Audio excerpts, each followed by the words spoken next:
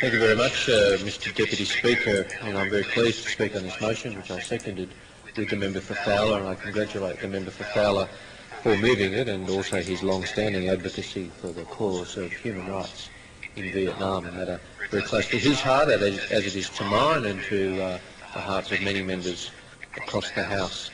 This motion refers to some individual cases, and these are very concerning individual cases. The case of Nguyen Phuong Nguyen, who's aged 21, and the case of Dinh Nguyen Ka, who's aged 25, who've been sentenced to 6 years and 8 years respectively. Very substantial times in prison. I think this motion is useful because it uses these cases as examples of what is happening in Vietnam, and obviously by expressing concern about these cases we are doing so very strongly, but we're also using these cases as examples of what's happening in Vietnam more generally. Now, when you look at the sentences for these two young people, they are very substantial sentences, and it's worth looking at what crimes they are alleged to have committed. They have glued on a tree trunk a slogan, Long An's patriot youths will struggle for freedom and human rights.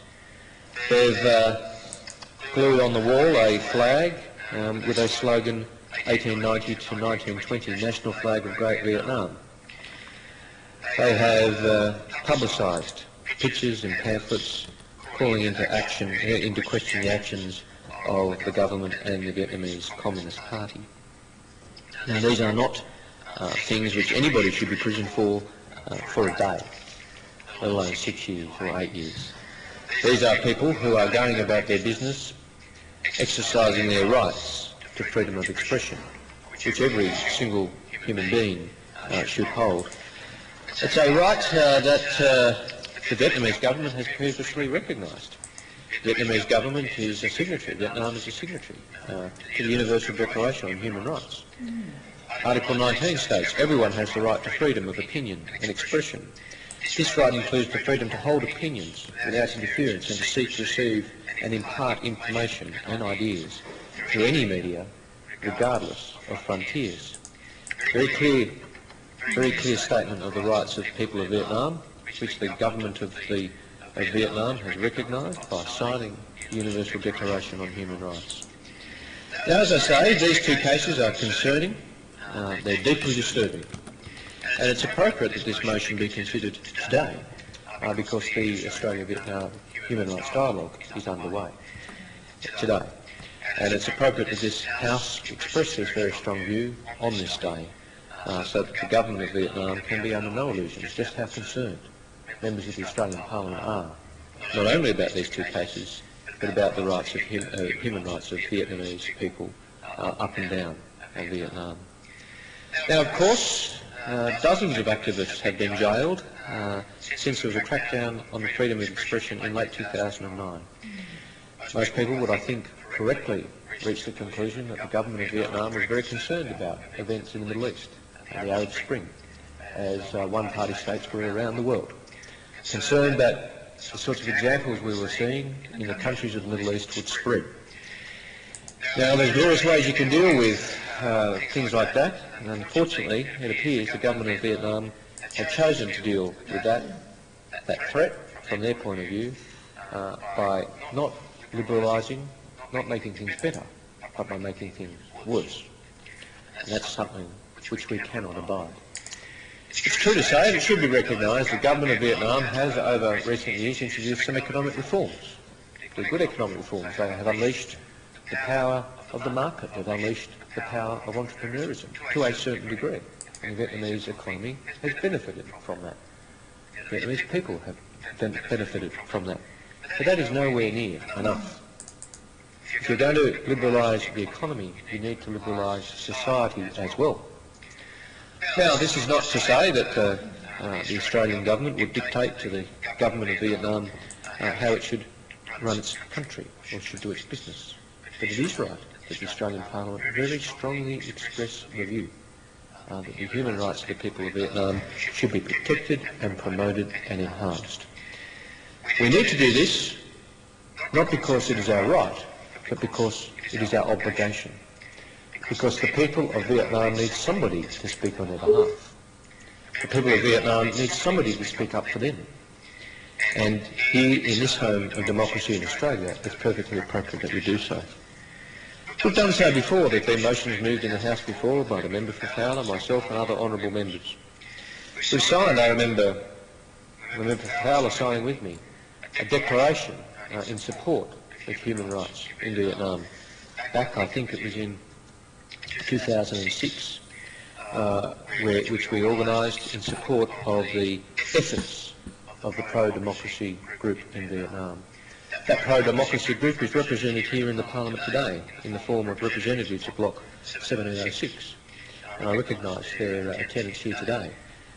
Joshim and Balkan and the other members of the delegation, who are standing up and have been very strong advocates for the human rights of people in Vietnam, and those elsewhere who I recognise today, who can't be in the chamber, but other Vietnamese Australians who have stood up very strongly for the rights of Vietnamese people. That's one thing about the Vietnamese community in Australia. The member opposite correctly referred to the spirit of entrepreneurism, the contribution made by Vietnamese Australians to our country. That is all true and appropriate, and the member for Hughes is right to acknowledge that. But the other thing about the Vietnamese community in Australia is they have not forgotten their brothers and sisters left in Vietnam. They have been almost universally, in my experience, dedicated to ensuring that their human rights are not forgotten. Next week there will be a celebration of the 7th anniversary of Bloc 1706, 7th anniversary of Bloc 1706, and I'll be attending, a member for Fowler will be attending, as we have done in the past, because it is important that people who are putting the human rights of people in Vietnam on the agenda do receive that support and encouragement. On some of those dinners in the past there have been telephone links to human rights activists in Vietnam, where we have personally provided encouragement to those priests and others in Vietnam who have been expressing support for their human rights. You know, these days, Deputy Speaker, it is much harder to suppress people. It is much harder to deny people information through the information revolution. Today, 31 people use the internet in Vietnam, compared to 2 million in 2000. Now, the authorities are actively promoting the internet to support economic development and trade. That's a good thing. But they're also determined to control online content and to crack down on those who use the internet to denounce corruption, social inequalities, or the lack of freedom of expression. It's deeply concerning that Reporters Without Borders ranks Vietnam 172nd out of 179 countries in its Press Freedom Index for the year 2011-12. The criminal penalties apply to authors, publications, websites and internet users who disseminate materials deemed to oppose the government, threaten national security, reveal state secrets or promote reactionary ideas. The government blocks access to politically sensitive websites, requires internet cafe owners to monitor and store information about users' online activities, and subjects independent bloggers and online critics to harassment and pressure. And I've seen examples of this repeatedly.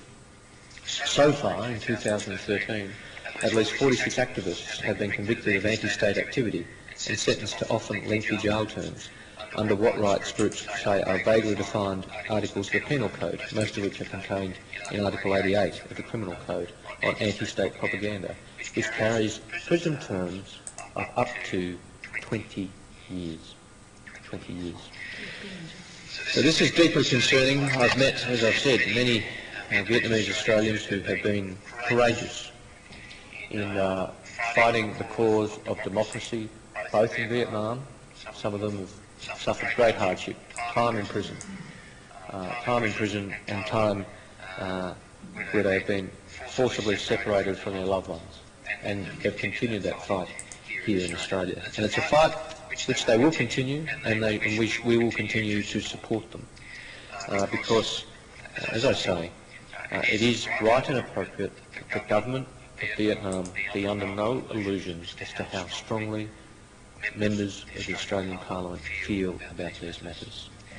I've said in the past at various functions that democracy will come to Vietnam, and it will. There's nothing more certain because it will eventually come to all nations, but it will only come because of the courage and tenacity of people who stand up for the rights of Vietnamese people.